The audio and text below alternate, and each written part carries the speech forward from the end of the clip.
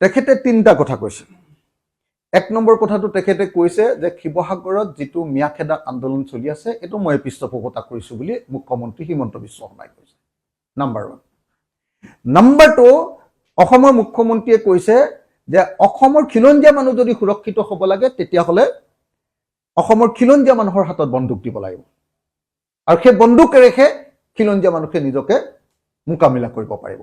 2 আৰু 3, যেতিয়া আমি চাৰিওফালে হাল্লা লগাই দিলো বিশেষকৈ ৰাইজৰ দলে যে এনেকৈ হিন্দু মুছলমানৰ মাজত কাজিয়া লগাবলৈ লৈছে শিৱসাগৰ, তেওঁলোকৰ ভেৰুনীয়া বাহিনী মেলি দিছে শিৱসাগৰ, এইবুলি যেতিয়া হাল্লা লগাই দিলো আৰু শিৱসাগৰৰ খিলঞ্জীয়া মুছলমানেও যেতিয়া প্ৰতিৰোধ কৰি দিলে, খিলঞ্জীয়া মুছলমানেও ক'লে যে আৰে ভাই আমি খিলঞ্জীয়া মুছলমানক হয় তোমালোকে কিয় আক্ৰমণ কৰিবলৈ আহিছা, এইবুলি যেতিয়া ক'লে এতিয়া অসমৰ মুখ্যমন্ত্ৰীয়ে আইন হাতত তুলি নলবলৈ কৈছে।